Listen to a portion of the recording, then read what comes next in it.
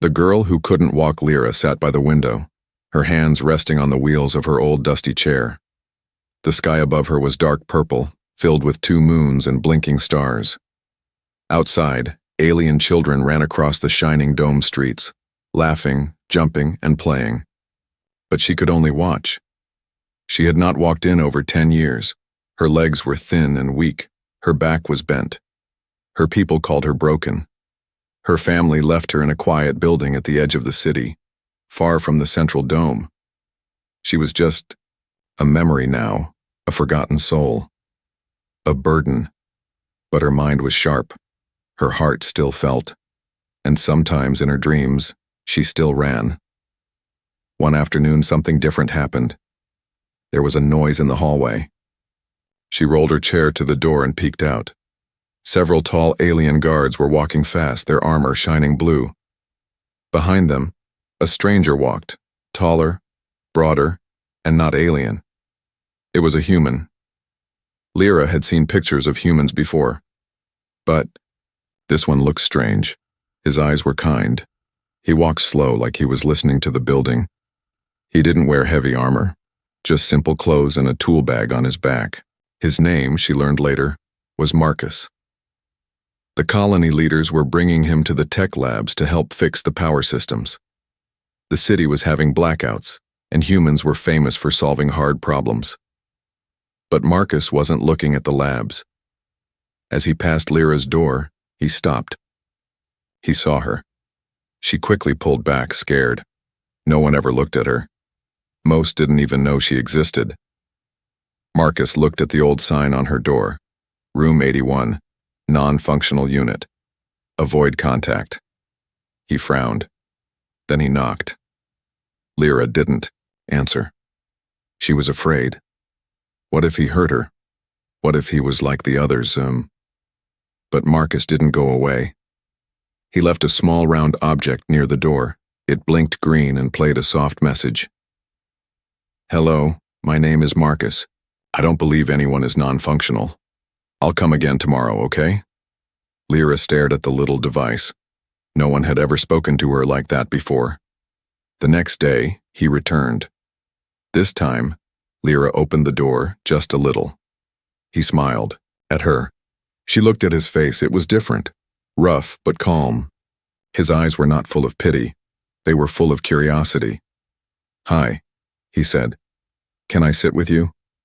She said nothing, but she opened the door a little more. He walked in and looked around. The room was small and full of dust. Old parts, broken machines, and empty shelves filled the space. Marcus looked at her wheelchair. It was old, rusty, and falling apart. How long have you been in this? He asked gently. Lyra replied softly. Since I was 5. I fell, or maybe someone pushed me. I don't remember.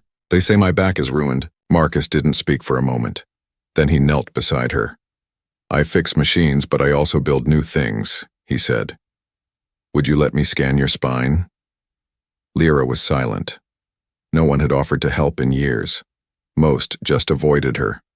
Some even said she was cursed. But something inside her whispered, maybe this time is different. She nodded. Marcus pulled out a small scanner and moved it along her back. It beeped and showed lights on his wrist pad. His face changed. This wasn't a normal fall, he whispered. Someone hurt you. Lyra looked away. Marcus closed the scanner. I'm going to help you, Lyra, he said firmly. Not because you're a project, but because you're a person. And I believe you should walk again. Lyra's eyes filled with tears. She didn't even know why. Maybe because someone had finally said she mattered. Before he left, Marcus gave her a small cube. Press this whenever you want to talk to me, he said. Then he walked out. But before leaving the hallway, he turned one last time and smiled. That night, Lyra didn't sleep. She held the cube close to her chest, her heart racing. For the first time in years, a small light burned inside her. It was hope. The human with strange eyes. The next morning, the sky over the alien city turned orange. Twin suns rose slowly, warming the cold metal domes. But Lyra didn't notice the beauty outside. She only stared at the little cube Marcus had left her. She had not pressed, and not because she didn't want to, but because she was afraid. What if this human was just like the others? What if he only pretended to care?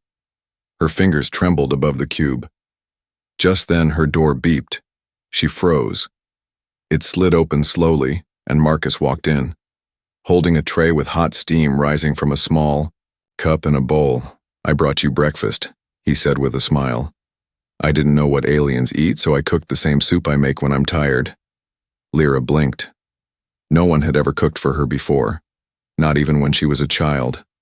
I don't know what to say," she whispered.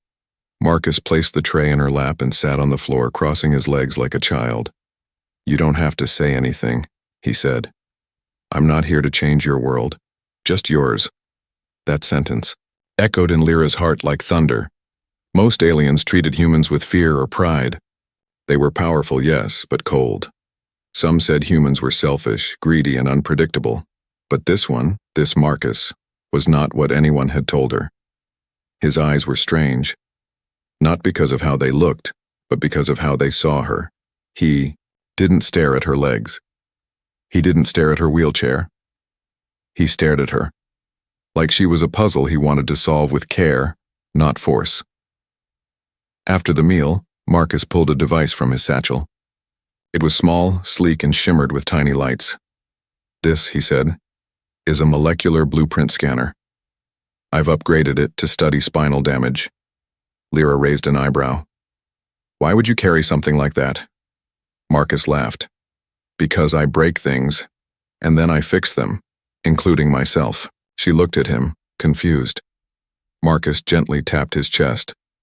"My heart was broken once, but helping others fixes it, one day at a time." Lyra nodded, still unsure.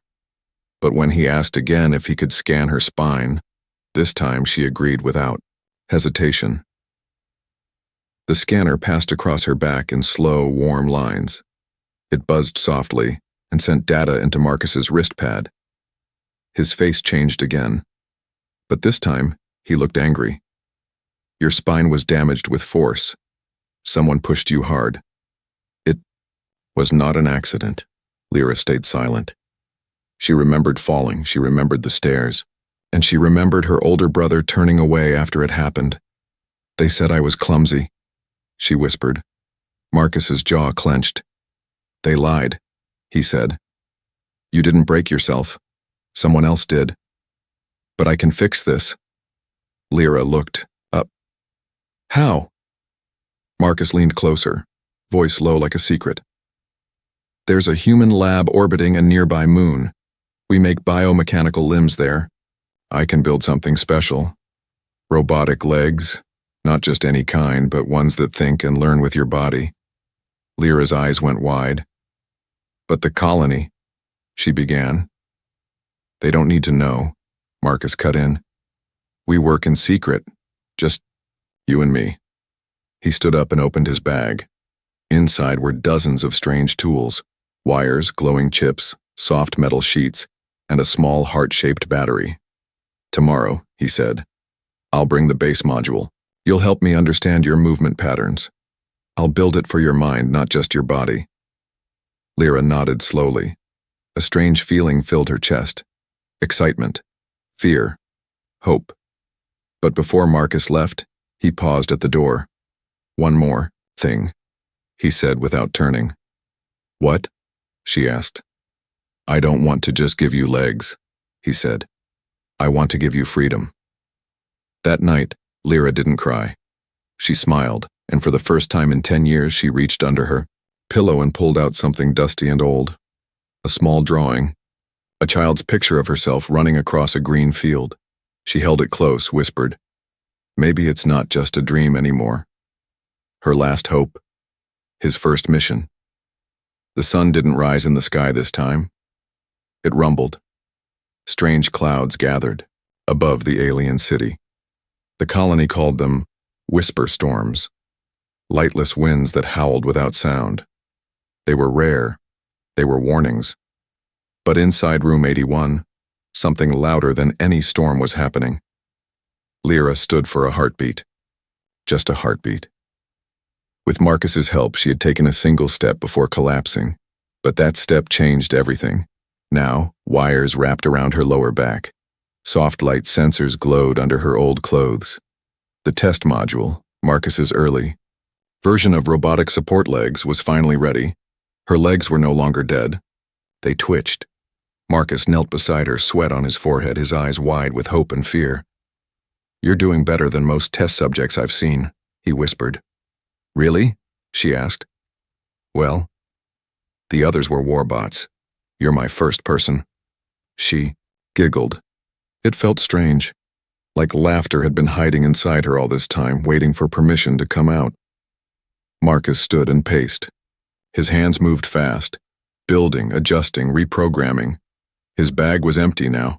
Tools and parts covered the floor like fallen stars. Sparks danced with every movement. "These legs," he explained, "aren't just machines. They're listeners. They'll learn you." Lyra looked at him with wide eyes. "Machines that listen?" "Yes," Marcus said, "because humans once built tech to destroy, but I built it to heal." Later that night, Lyra asked the question that had haunted her for years. "Why me?" Marcus didn't look at her when he answered. "Because I was like you once," he said. He sat beside her and pulled up his sleeve. A long scar ran down his arm, shining faintly in the dim light. "I lost my brother in a collapse on Mars. Everyone saved themselves. No one even checked if we were still breathing under the rocks." Lyra turned to him. "How did you survive?" "Someone reached out," he said. "A stranger. Pulled me out. Fixed me. Told me I was still needed." "And now you're doing the same?" she asked. Marcus nodded. "But this time I build legs instead of ladders." But all was not safe. The colony's internal cameras were starting to blink. Security bots had passed, near room 81 twice in one day, and a higher official, a tall alien named Commander Vren, had begun asking questions. "Why does the human visit the damaged one?" he hissed during a council meeting. He should focus on power systems, not lost causes. But Marcus wasn't afraid, because in his pocket he now held something precious. A biosync crystal. The final part needed to power Lyra's legs completely. Stolen, no, borrowed, from the colony's trash unit. Discarded tech from an old military robot. Perfect. For a new life.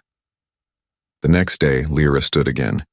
Not just for a second, she stood for 5, and then 10.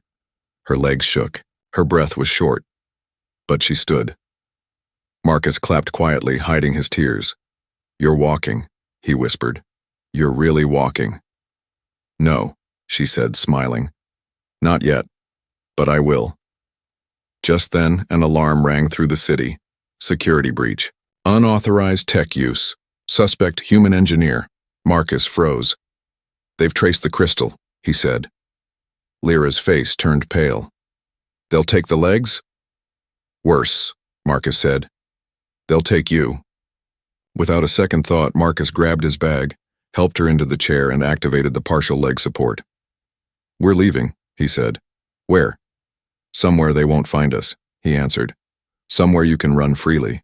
And as the whisper storm began outside, with silent winds shaking the windows, 2 figures disappeared into the shadows of the dome, one walking, the other learning how. The gift of movement. The storm outside had no voice, but inside the underground tunnels, Lyra's heart beat like thunder. She clung to Marcus's arm as they moved through a service passage beneath the colony. Her legs moved in slow steps, still shaky. But they moved.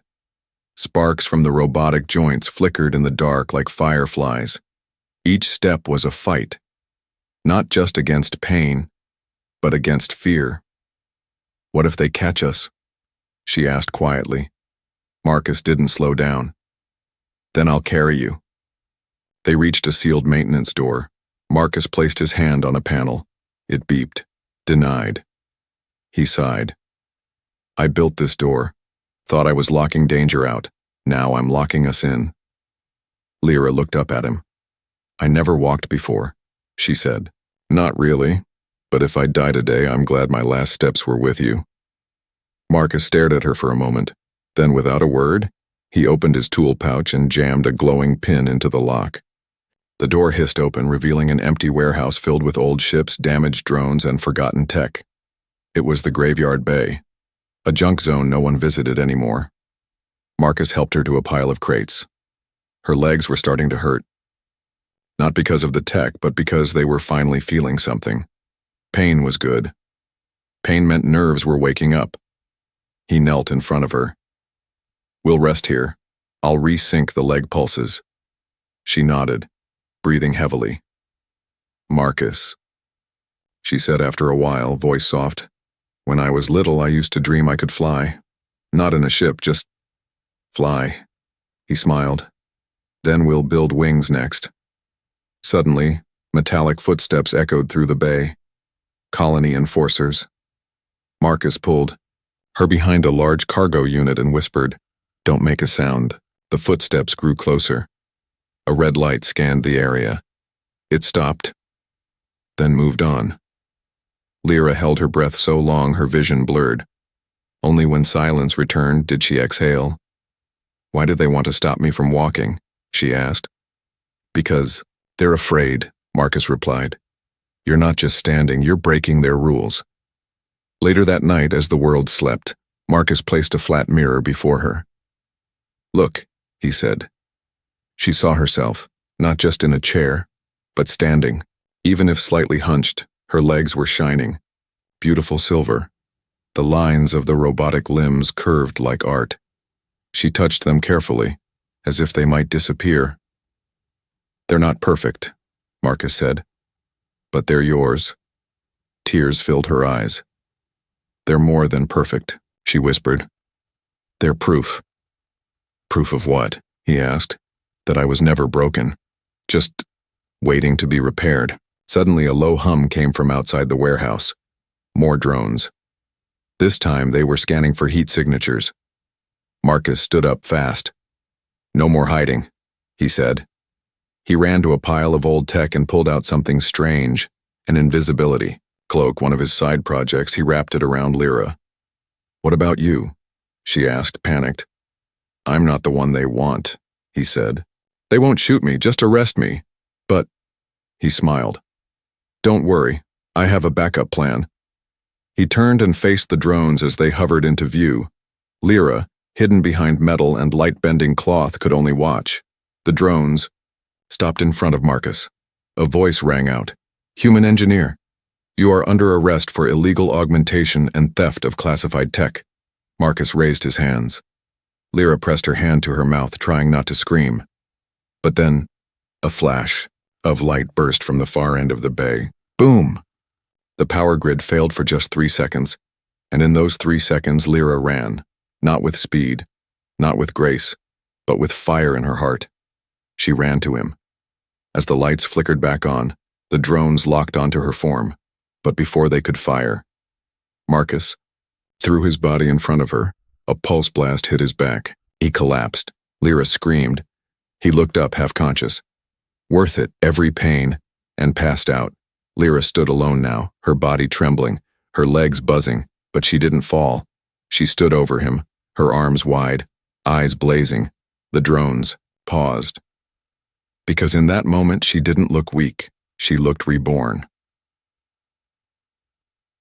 The chase through the dome Lyra had never run before. Now she was running for both their lives.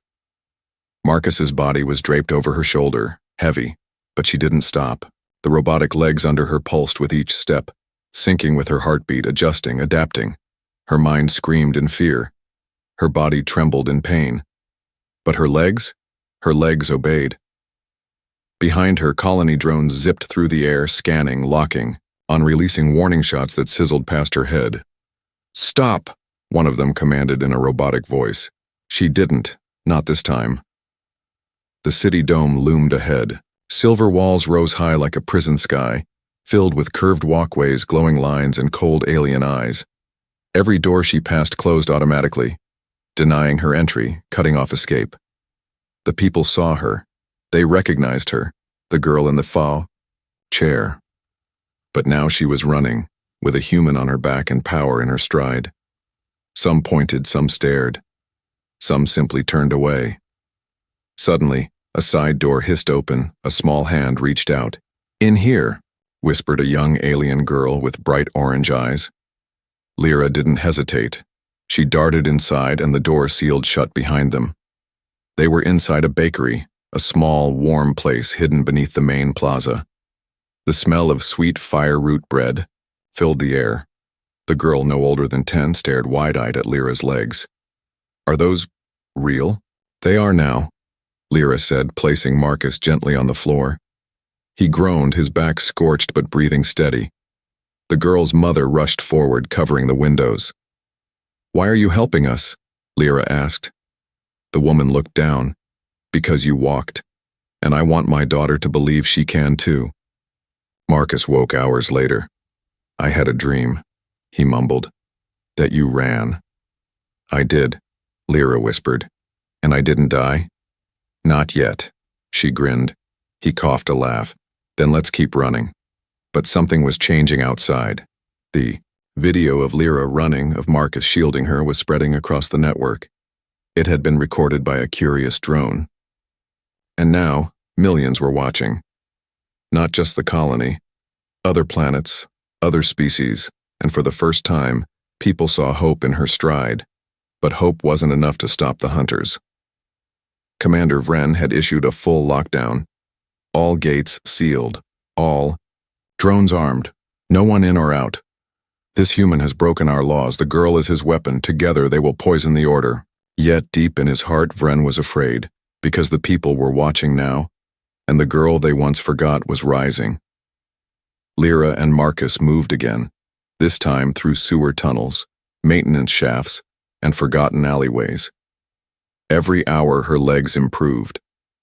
Faster, stronger, smoother. Marcus tuned them along the way, adjusting sync levels, enhancing the energy pulse. "You're not walking anymore," he said. "You're evolving." But her body wasn't the only thing changing. Her spirit was too. She started talking to strangers, helping other injured ones hide, leaving food at corners where the poor waited. The broken girl in the chair was gone. Now, a leader was rising. Finally, they reached the edge of the dome. A massive shield gate blocked the outside world. No one had crossed it in years. Marcus checked the controls. "It's locked," he said. "Military code." "Can you crack it?" "Not without a miracle." Lyra looked around. Then she did something bold.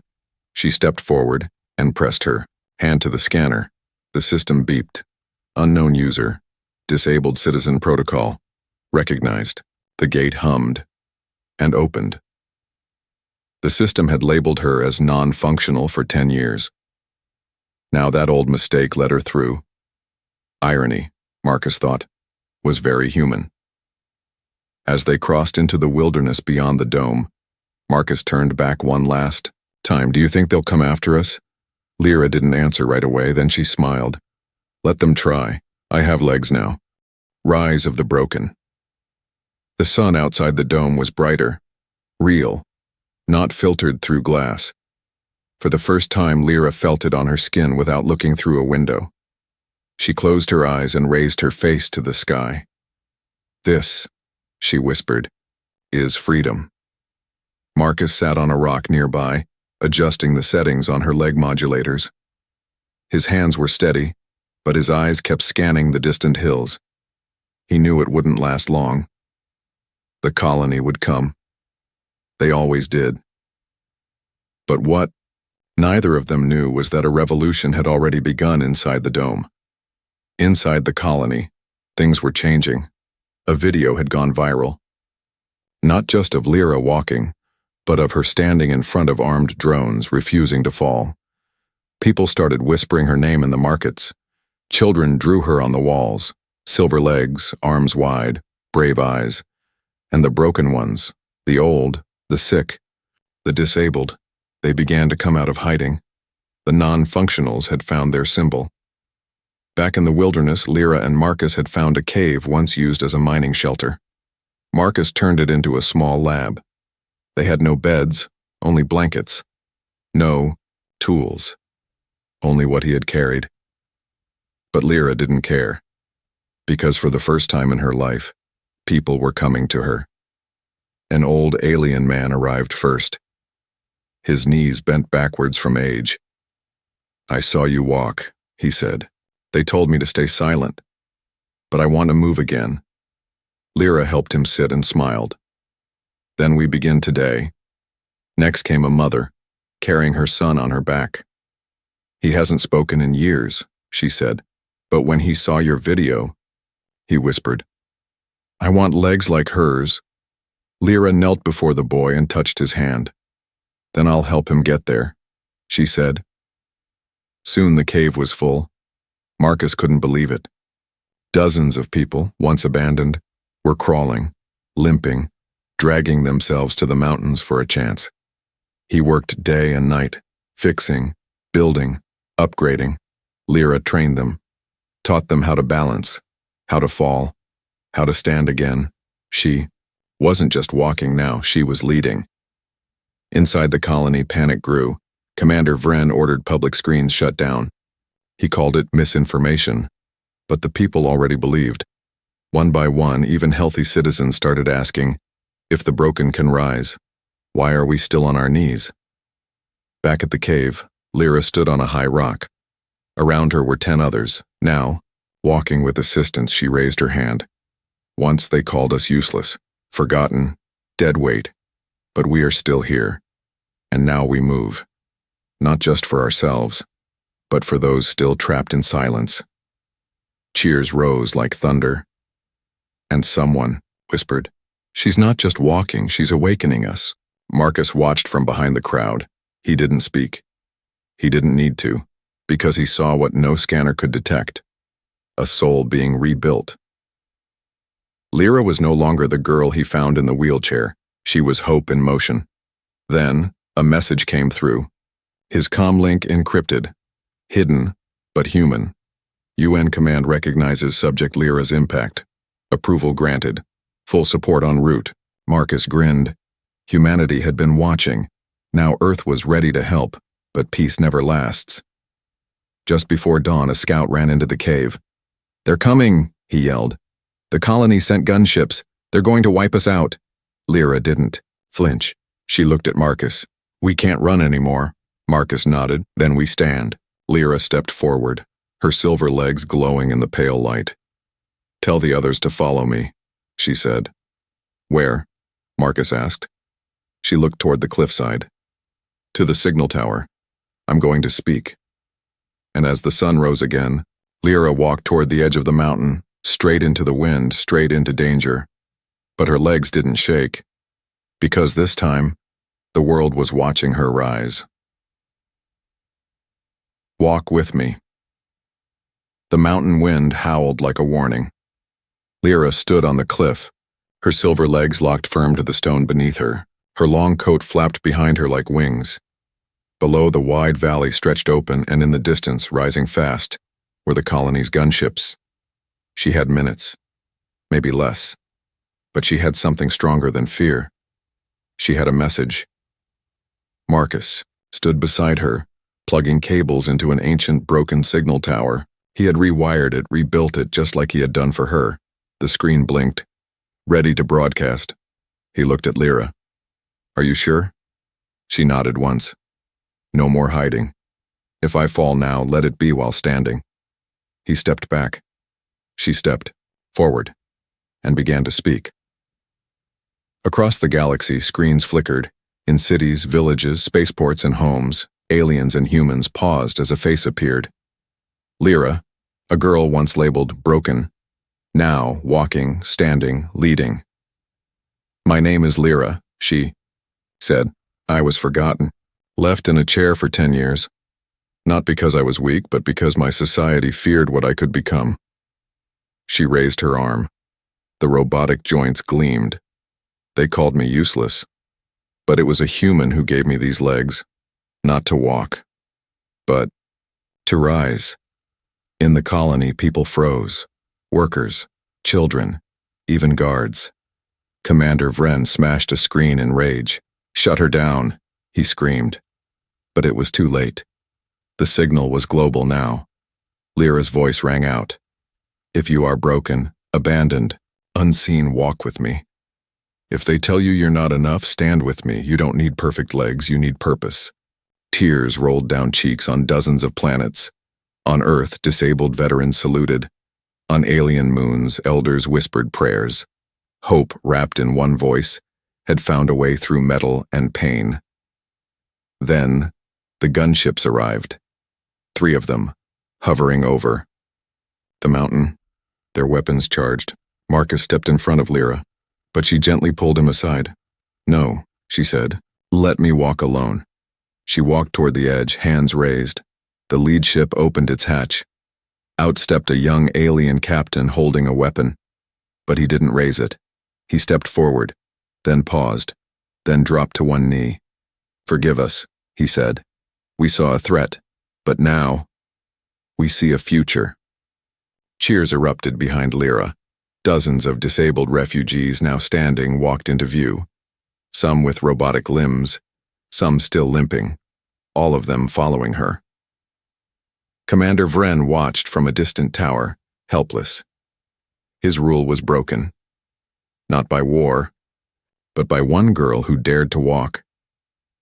Later, Lyra stood in the rebuilt dome, now renamed Unity Hall.